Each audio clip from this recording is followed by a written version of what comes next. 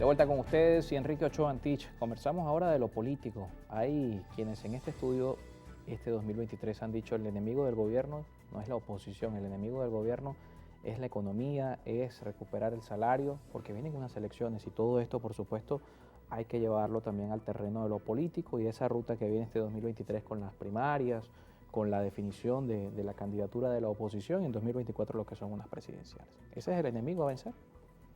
Para el gobierno sí, y al mismo tiempo te lo diría al revés. También si para la ellos oposición. logran, digo, si Maduro logra algunos éxitos pequeños en esa materia, y por ejemplo están hablando de una reapertura del mercado petrolero a través de las negociaciones con Estados Unidos. Bueno, hemos visto algunas señales interesantes, la designación de un funcionario en Chevron. Eso es lo que yo llamo un proceso de deschavecización, o para decirlo más sencillamente, deschavización de la economía, que aunque no le guste a algunos chavistas del gobierno y de la oposición, Maduro está llevando adelante.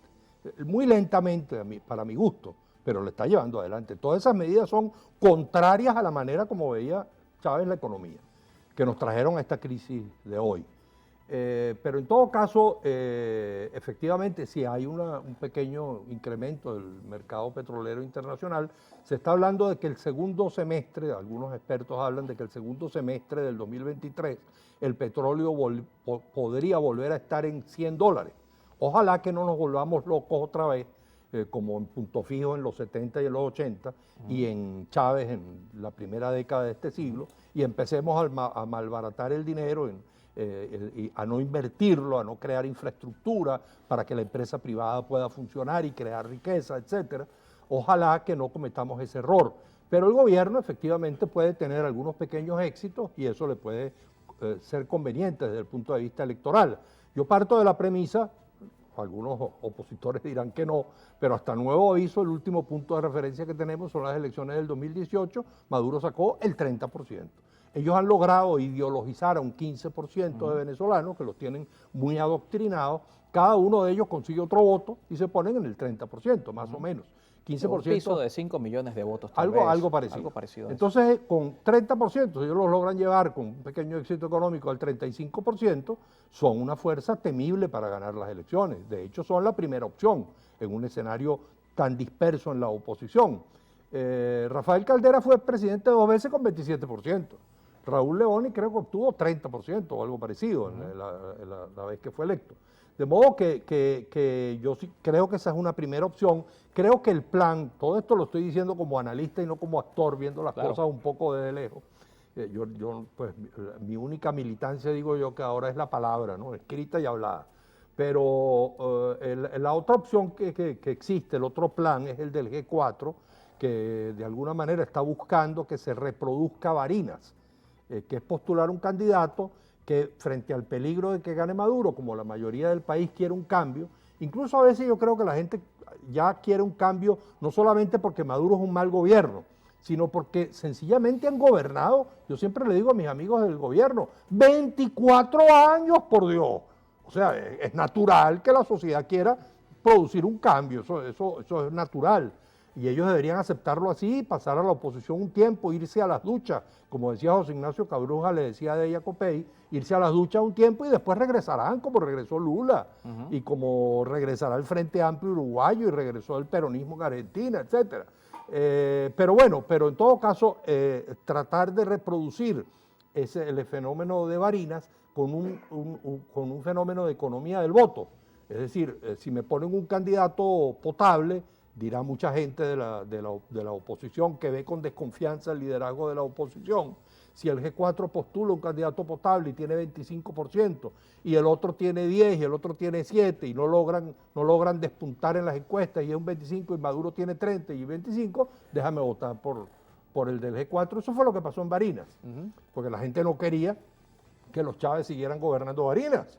Sencillamente tenían justamente veintitantos años. Tiempo. 22 años menos ahora, 3 años menos. Pero en todo caso, ese es el plan del G4. Eso lo he hablado yo mucho con ellos, con Henry Ramos Alup, con muchos de ellos largamente. Ese es el plan, producir un fenómeno, tener una candidatura. Para eso tiene que ser una candidatura potable, porque ese plan con María Corina o Guaidó no funciona, porque lo único que ellos van a prometer es más camorra, es más catástrofe social para el país, porque si ellos van a llegar a la presidencia de la República pretendiendo desconocer que el primer militar que se le presente le diga Chávez vive, y entonces ¿qué va a decir? Bueno, tienes que tener un político allí moderado que sea capaz de convivir con el chavismo. Pero si el G4 postula un candidato moderado, ellos tienen una opción. Y la otra opción, que es la que yo querría, que yo ambicionaría que ocurriera, por eso siempre veo con simpatía, con interés la candidatura de Carri. Me han empezado a decir también que va a aparecer el nombre de Elías Sayek, dicen algunos. Bueno, ojalá que pueda alguno de ellos convertirse en una tercera opción vigorosa en las encuestas. En el año... Pero Fuerza Vecinal va a las primarias. Si Elías Ayer tendría que ir a ese escenario. Carri abiertamente dice que no va. A menos que decida Elías Ayer no ir a las primarias. Pero en esas primarias, yo gané unas primarias para la Secretaría General del MAS y sé cómo son las primarias. Las primarias se ganan porque tú tienes un liderazgo, pero se gana también por una organización. Por maquinaria, por estructura. Por maquinaria. Claro. Yo tenía en esa época el respaldo dentro del MAS de los que eran gobernadores, los gobernadores jóvenes del MAS, de Aragua, de Sucre, la gobernadora Lolita Nillar de Castro en el Zulia me respaldaba, etcétera.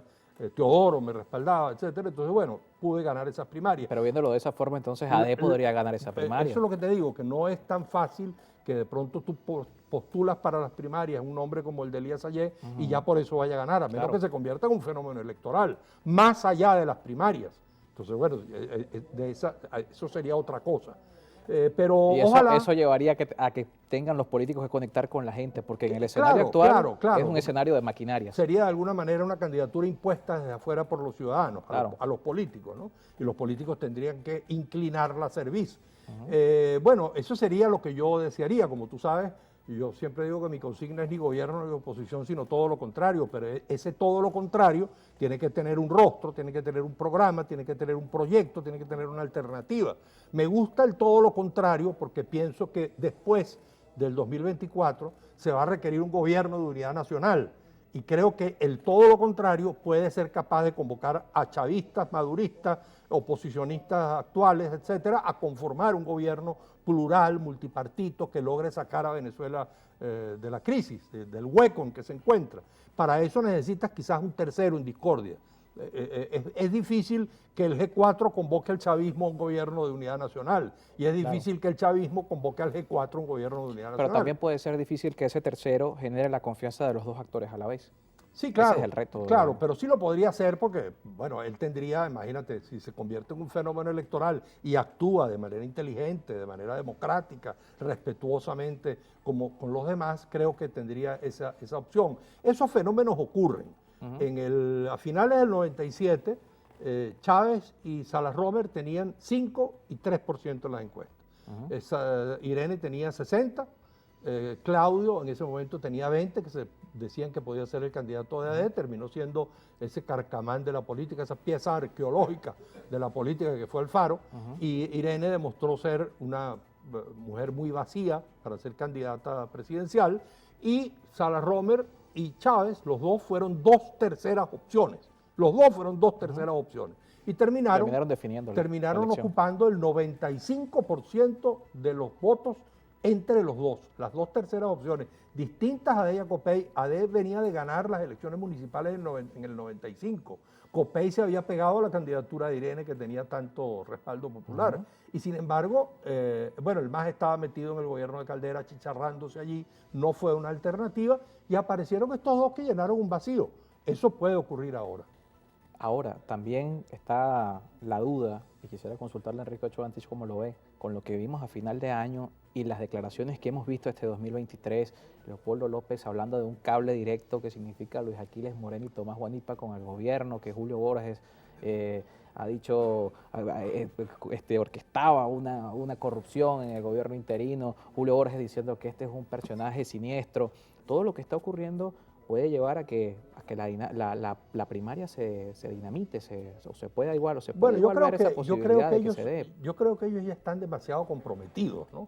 Me parece que sería verdaderamente patético que después de haber hablado tanto de ese proceso, haber elegido una comisión electoral con una persona tan respetable como Jesús María Casal, buen amigo con el cual también a veces le he escrito sobre todos estos temas, me imagino que, oye, quedarían bastante mal que después no convoquen las primarias, ¿no? Por lo menos una primaria de ellos, para tener su candidato y después entrar a negociación con otros candidatos que surjan en la oposición. Claro. Pero la participación de este grupo en los acuerdos políticos que vienen de las inhabilitaciones, del voto en el extranjero, son cruciales, incluso el tema del CNE. Claro, y si no parece haber acuerdo...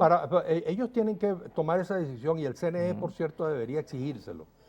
Rápido, porque además el CNE tiene que prepararse para apoyar unas primarias. Y en teoría es en junio, estamos a 5 meses de esa fecha. Uno ya ha escuchado que María Corina dice que si es con el CNE ella no va. Entonces eso hay que dirimirlo, ellos debería estar en el interés de ellos dirimirlo rápido. Creo que todos esos discursos de que no se va a las elecciones si es el CNE, etcétera, lo que hacen es vulnerar la capacidad de cambio que tiene el voto. Y la única forma de producir un cambio, además pacífico y democrático, es a través del voto.